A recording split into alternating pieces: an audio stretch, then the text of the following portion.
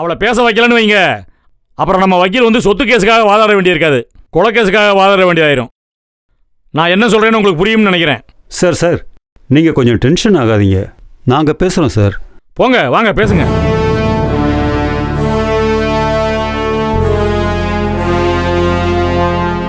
அம்மா வணக்கம்மா. என்ன தெரியுதா? நான் தான் ஆடிட்டர்.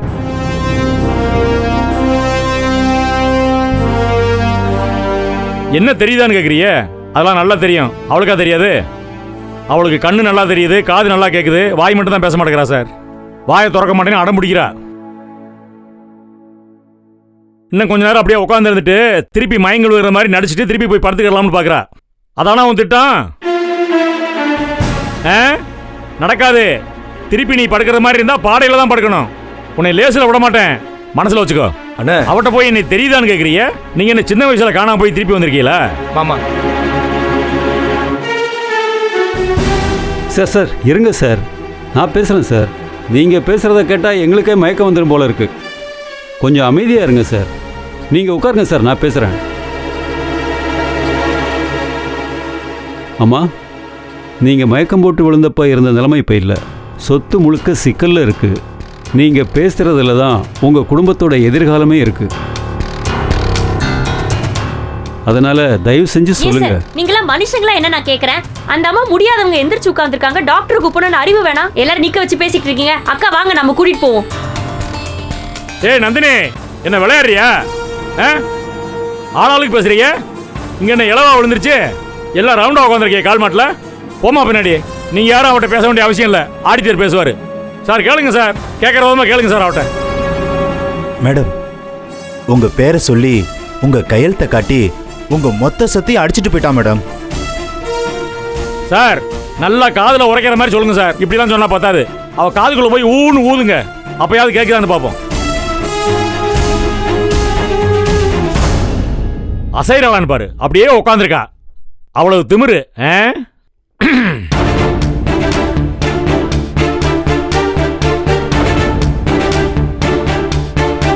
பாருங்க, சொத்து மட்டும் என் கைக்கு வரலன்னு வைங்க, எல்லாரும் பட்னியா கடந்து செத்து போயிருவீங்க. எல்லாரும் ரோட்டுக்கு போய் பிச்சை தான் எடுக்கணும். பேப்பேன்னு மனசுல வச்சுக்கோங்க.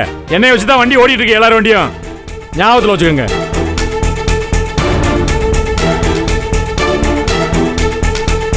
சார் ஆவேசப்படாதீங்க சார், பொறுமையா இருங்க, அமைதியா உட்காருங்க, நாங்க பேசுறோம். சார் உட்கார முடியாது சார். எப்படி உட்கார சொல்றீங்க மனுஷனை? உட்கார விட முடியாது. இன்னும் 2 நிமிஷம் தான். 2 நிமிஷத்துல வாயை திறந்தாகணும், இல்லைன்னா அடுத்த நடவடிக்கைக்கு போயிருவேன். யாரும் தாங்க மாட்டேங்க. சார் நாங்க பேசுறோம் சார், கொஞ்சம் பொறுமையா இருங்க சார். பேசுங்க, அவளை பேச வைங்க. மேடம் கொஞ்சம் யோசிச்சு பதில் சொல்லுங்க. வாயை திறந்து பேசலனாலும் பரவாயில்ல, நாங்க கேட்கிற கேள்விக்கு ஆமா இல்லைன்னு தலையாட்டினா மட்டும் போதும். நீங்க அந்த 40% ஷேரை யாருக்காவது எழுதி கொடுத்தீங்களா?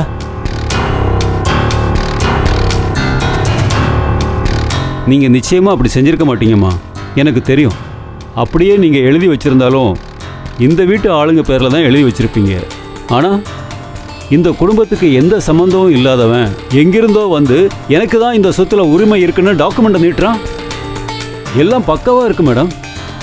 கொஞ்சம் யோசிச்சு சொல்லுங்க மேடம். உங்களுக்கு நினைவு தெரிஞ்சு நீங்க சொத்து பத்தி யாருக்கிட்டையாவது பேசுனீங்களா?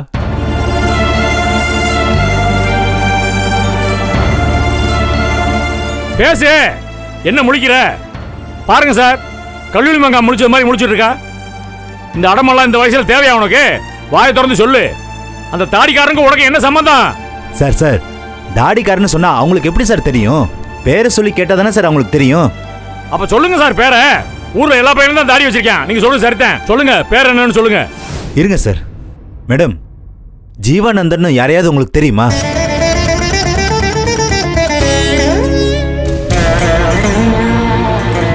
பதில் சொல்லு. கேக்குறாருல, சொல்லு, பதில் சொல்லு. பேச பார்த்தா சார் நல்லா கேளுங்க சார். யார் அந்த ஜீவானந்தம்? அந்த தாடிக்கார பயலுக்கும் இந்த வீட்டுக்கு என்ன சம்பந்தம்? எங்க மேல இல்லாத அக்கறை, எங்க பொண்டாட்டிய மேல இல்லாத அக்கறை, உன் பேரம்பேத்திய மேல இல்லாத அக்கறை அந்த தாடிக்கார மேல எப்படி வந்துச்சு? எதுக்கு அவனுக்கு எழுதி கொடுத்தோன்னு கேளுங்க சார். கெஞ்சி கேளுங்க, இல்லைன்னா அடிச்சு கேளுங்க சார். கேப்பாங்க, பதில் சொல்லு. அந்த ஜீவானந்தம் மொத்த சொத்தையும் அடிச்சிட்டா மேடம். ஃப்ராடு வேலை பண்ணி உள்ளே வந்துட்டான். எல்லாரையும் ஏமாத்திருக்கான் மேடம்.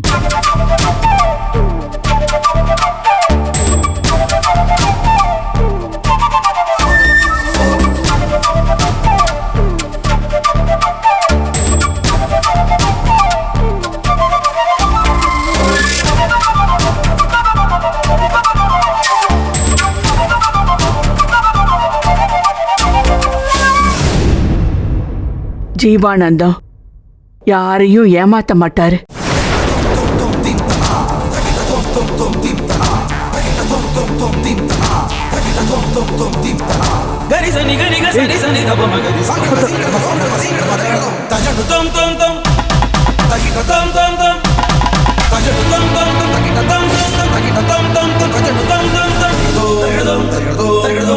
ஜீவானந்தம் செஞ்சது அத்தனையும் எனக்காகத்தான்.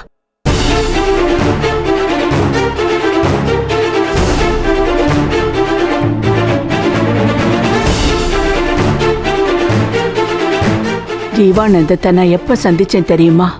என் உடல்நல சரியில்லாம போறதுக்கு கொஞ்ச நாளைக்கு முன்னாடி தான் சந்திச்சேன். அது ஒரு எதிர்பாராத சந்திப்பு. நம்ம வீட்ல இந்த 40% ஷேர் பிரச்சனை உச்சத்துல போயிட்டு இருந்த நேரம். அப்ப நான் என்னோட காலேஜ் மேட் ஒரு ஃப்ரெண்டை பார்க்கறதுக்கு ஸ்ரீவில்லிபுத்தூர் வரைக்கும் போயிட்டு இருந்தேன். நான் ஒரு வாடகை கார்ல தான் போயிருந்தேன். என்னாச்சுப்பா? அம்மா வண்டி அலாயிர மாதிரி இருக்குமா? சரி என்னன்னு பாரு.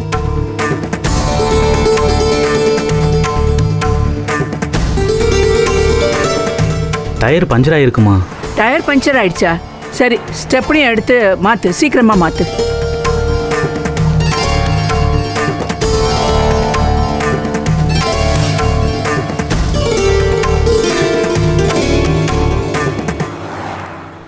ஸ்டெப்னியும் பஞ்சரா இருக்குமா? என்னப்பா இது ஸ்டெப்னியும் பஞ்சரா இருக்குன்ற? இவ்வளோ கேர்லெஸ்ஸா இருந்தா எப்படி? பக்கத்துல இருக்குமா பஞ்சர் கடை? நான் போய் ஆளை கூட்டு வரமா? என்ன பக்கத்துல இருக்கு? உனக்கு ரொம்ப தெரியுமா இந்த ஊரு? நம்மளே முதல் வாட்டி தான் இங்க வரோம். ரொம்ப அத்துப்படி மாதிரி பேசுற. சரி சரி போ, சீக்கிரமா போய் எங்கேயாவது போட்டுட்டு வா போ. அம்மா ஏசி போட்டு டோரை லாக் பண்ணிட்டு போறேன். போட்டுட்டு போ. உள்ளே உட்காந்துருங்க, நான் போயிட்டு உடனே வந்துடுறேன். சரி சரி போ.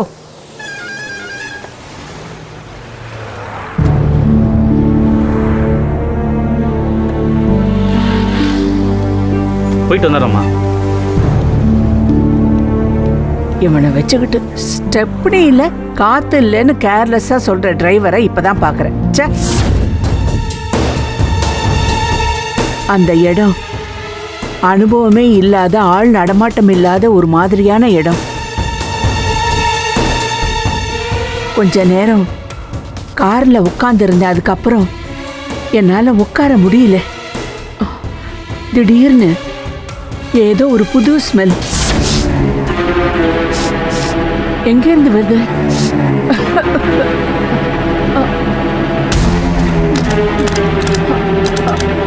கதவு வேற லாக் பண்ணிவிட்டு போயிருக்கான். என்னால மூச்சு விட முடியல.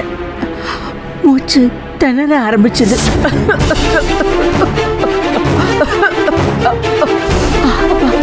ஐயோ, மூச்சு விட முடியல. ஸ்மெல்.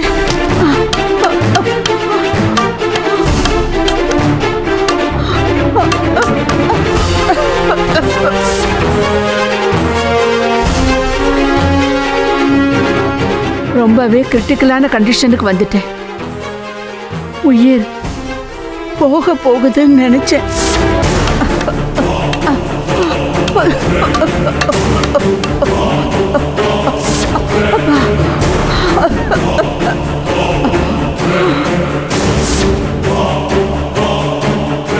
அப்போ அந்த வழியா எதேச்சியா ஜீவானந்தம் போயிட்டு இருந்தாரு.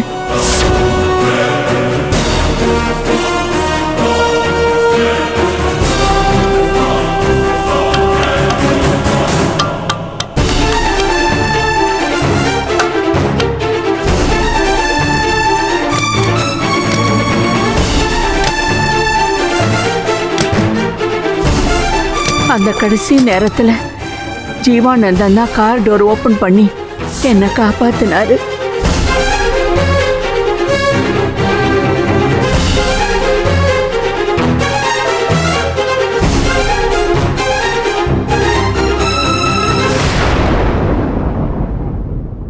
அதுக்கப்புறம் ஜீவானந்தத்துக்கிட்ட நான் பேச்சு கொடுத்தப்போ ஏறத்தாழ ஜீவானந்தத்தோட நோக்கமும் என்னோட நோக்கமும் ஒன்னாவே இருக்குங்கிறத நான் புரிஞ்சுக்கிட்டேன்.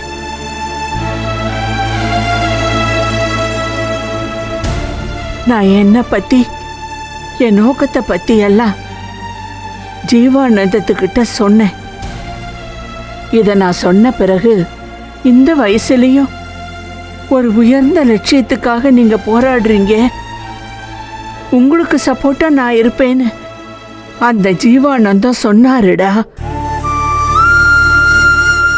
நிச்சயமா ஜீவானந்தம் என்னுடைய நோக்கம் நிறைவேறதுக்கு சப்போர்ட்டா இருப்பேன்னு தான் சொன்னாரு. அவரு நல்லவருடா.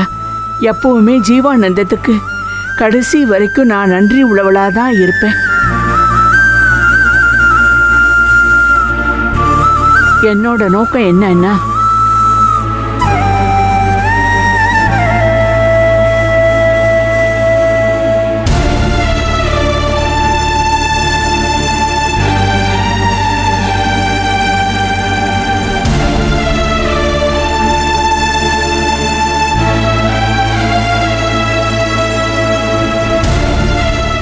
என்னோட நோக்கம் தப்பா விசாலாட்சி, நீயும் ஒரு பொண்ணு தானே. இந்த பிள்ளைங்கள்லாம் எவ்வளவு நாளைக்கு இப்படி இவங்கிட்ட அடிமை வாழ்க்கை வாழணும் சொல்லு பார்க்கலாம். என்னோட நோக்கத்தை ஜீவானந்தத்துக்கிட்ட சொன்னேன். அவர் எனக்கு முழுவதுமா சப்போர்ட் பண்றேன்னு சொல்லி இருக்காரு. நீங்க எல்லாரும் வெளியே வரணும், போராடி வெளியே வரணும், உங்களுக்கு சப்போர்ட்டா நிக்கணும். அதுக்கு அந்த ஜீவானந்தம் எனக்கு சப்போர்ட்டா இருப்பாரு. அவரை ஒண்ணும் பண்ணிடாதடா, அவரு ரொம்ப நல்லவரு. அவர் மேல கேஸ் எல்லாம் போடாதீங்க, வேண்டாம். நல்லவரை பழி வாங்கிடாதீங்க. என் உயிரை காப்பாத்தின ஜீவானந்தத்துக்கு நான் நன்றி உள்ளவளாதான் இருப்பேன். கண்டிப்பா இருப்பேன். இருப்பேன். என் உயிரை காப்பாத்தின ஜீவானந்தத்துக்கு நான் நன்றி உள்ளவளாதான் இருப்பேன். கண்டிப்பா இருப்பேன். இருப்பேன். எது? அவன் உன்னோட உயிரை காப்பாத்தினானா? அவன் உன் உயிரை காப்பாத்தினானா? இவ்வளவு காலமா உனக்கு வீட்டுல சோறு போட்டு வச்சிருக்கேன், நான் என்னத்தை காப்பாத்தினேன் சொல்லு? நான் என்னத்தை காப்பாத்தினேன்? ஒரு தடவை கை தூக்கி விட்டேன் பேர்ல சொத்து எழுதி கொடுப்பியா நீ? நான் அவர் பேர்ல எழுதல. ஆமா, அவரு பெரிய அவரு சோவரு. யார் அவரு? இங்க பாரு அப்பத்தா, கடுப்பாயிருவேன் நானு. வேகத்தை கலப்பாத. யார் அந்த பரதேசி பையன்? அவன் பேர்ல சொத்து எழுதி கொடுப்பியா நீ? நீ எழுதி கொடுக்காம அவனா எப்படி எழுதி போவேன்? பதில் சொல்லு.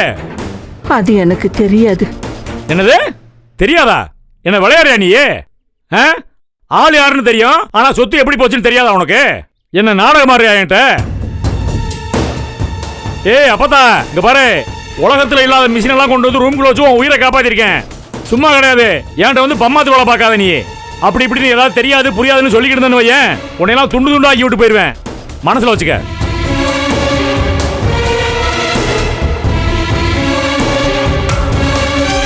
பாரு, நீ ஒண்ணுமே பேசாம வாயை திறக்காம இருந்தீல்ல, அது வரைக்கும் நான் நிம்மதியா இருந்தேன்.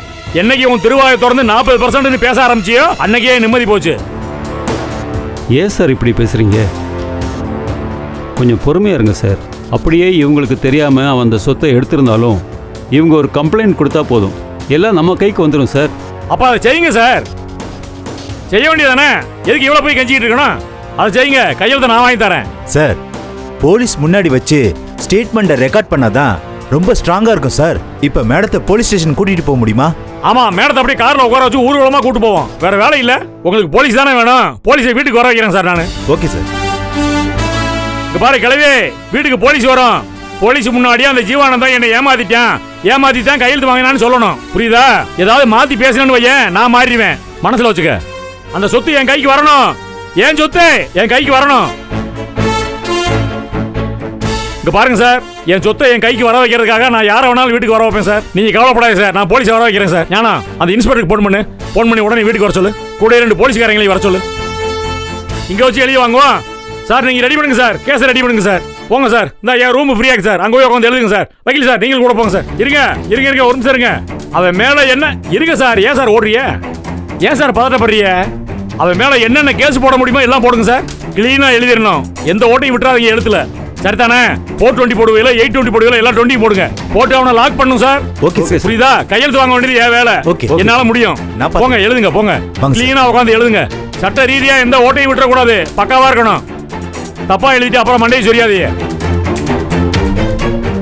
ஏ கிழவே, சொத்து எப்படி போச்சுன்னு உனக்கு தெரியாதா? தெரிய வைக்கிறேன். உனக்கு ஒன்றும் தெரிய வேண்டாம், எனக்கு தெரிஞ்சா போதும். நீ முதல்ல கையெழுத்து மட்டும் போடு. எழுதி வருவாங்க, எழுதி வர பேப்பர்ல கையெழுத்து மட்டும் போடு, நான் பாத்துக்கிறேன். ஒளிஞ்சு விளையாடுறியா என்கிட்ட வந்து? பிடிக்கிறேன், உன்னை பிடிக்கிறேன் பொறு. ஏ ஞானா, அப்பதான் உருகுவீங்களப்பா. செஞ்ச வேலையை பார்த்தீங்கள? பேசாம உட்காந்துருந்தா அந்த ஜீவானந்தம்னு வாயை திறந்த உடனே அந்த பேரை கேட்ட உடனே கடகடன்னு பேச ஆரம்பிச்சிட்டான். அப்போ அவனுக்கு என்ன சம்பந்தம்? என்ன சம்பந்தம்? பல நாள் கூட்டு கலவானியாப்பா. பெரிய திட்டம் போட்டிருக்கா வீட்டுக்குள்ள இருந்துகிட்டே. அப்பதா, தயவு செஞ்சு எதையுமே மறைக்காத, உண்மையை சொல்லு. உனக்கு இந்த குடும்பத்தை விட அவன் தான் முக்கியமா? என்ன அப்பத்தா நீ? தயவு செஞ்சு சொல்லு. அவர் இவ்வளவு பேசுறாருல, தயவு செஞ்சு சொல்லு. அவ சொல்ல மாட்டாங்கண்ணா, சொல்லவும் வேண்டாம். எதுக்கு சொல்லணும்? வேண்டாம். அதான் எழுத போயிருக்காங்கல்ல. போலீஸ் வரட்டும், போலீஸ் முன்னாடி வச்சு ஒழுங்கா கையெழுத்து போட சொல்லு. போலீஸ் முன்னாடி ஜீவானந்தம் என்னை ஏமாத்தி எல்லாத்தையும் வாங்கிட்டான்னு சொல்லி ஆகணும். போலீஸ் வரட்டும், போலீஸ் முன்னாடி வச்சு ஒழுங்கா கையெழுத்து போட சொல்லு. போலீஸ் முன்னாடி ஜீவானந்தம் என்னை ஏமாத்தி எல்லாத்தையும் வாங்கிட்டான்னு சொல்லி ஆகணும். போங்கண்ணா, கீழே போய் போலீஸுக்கு ஃபோன் பண்ணி வர சொல்லுங்கண்ணா. அண்ணே, எப்பா என்ன எழுதிருவாப்பா 10 நிமிஷத்துல, அதுக்குள்ள போலீஸ் வரணுமாப்பா. அவசரப்படாதீங்கண்ணே. எல்லாத்துலயுமே அவசரப்பட்டு தான் நம்ம இப்படி நிக்கிறோம். கொஞ்சம் யோசிங்கண்ணே. நம்ம பொறுமையா இருந்தா தான் நம்ம காரியத்தை சாதிக்க முடியும். யோசிக்கலாம் வேண்டாம்ப்பா, நான் யோசிச்சு முடிவு பண்ணிட்டேனப்பா. நீ போப்பா, போய் ஃபோன் பண்ணுப்பா, போப்பா. என்னங்கண்ணா, ஏன் ஆதிரியை பாக்குற? நீங்களும் கூட்டா போய் போலீஸுக்கு போன பண்ணப்பா, போப்பா. சரிண்ணே. யாரையும் நம்ப முடியல. இந்த இருக்கு 4 தெரு தள்ளி போலீஸ் ஸ்டேஷனு. வர சொன்னா வர போறாங்க. அதுல என்ன பிரச்சனை உனக்கு? வரட்டும், போலீஸ் வரட்டும், இவங்க எழுதட்டும். எல்லாத்துலயும் கையெழுத்த வாங்குறேன். வாங்கினதுக்கு அப்புறம் அந்த ஜீவானந்தம் என்ன ஆகுறான்னு பாக்குறேன். எவ்வளவு கிரிமினல் வேலை. எங்க அம்மா அது வயசுக்கு ஒரு திருட்டு வேலை பார்த்துச்சு, நீ உன் வயசுக்கு ஒரு திருட்டு வேலை பாக்குறியா? முடிச்சுடுறேன், எல்லாத்தையும் முடிச்சு விட்டுறேன். இதுக்கப்புறம் நான் காலாடிட்டு தான் உட்காருவேன் இந்த வீட்டுல. பட வேண்டிய கஷ்டமெல்லாம் பட்டுட்டேன். எழுதி உன்ட கையெழுத்து வாங்குறது வரைக்கும் பச்சை தண்ணி குடிக்க மாட்டேன். எல்லா பொம்பளையிலும் ஒன்னா சேர்ந்துக்கிட்டீங்களா? ஏய் தாரா, ஏய் நீ என்ன செஞ்சிருக்க? நீ எதுவும் செஞ்சிருக்கியா? உங்க அப்பதாவுக்கு சப்போர்ட்டா? என்ன முழிக்கிற? ஓ முழிய பார்த்தாலே எனக்கு சந்தேகமா இருக்கு.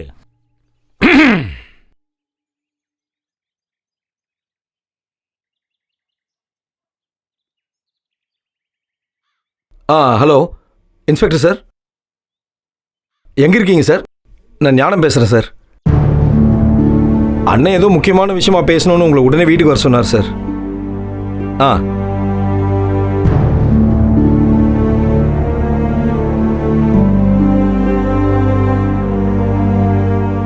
உன் வகுத்துல இருந்து எங்க அப்பா எப்படி பிறந்தான்னு தெரியல. எங்க அப்பா அப்படிப்பட்ட ஆளு, அப்பேற்பட்ட தர்ம ஊத்துறேன். அவன் போய் உன் வகுத்துல பிறந்திருக்கான் பாரு, ஆதிமுத்து. எங்க அப்பனை சொல்லணும்.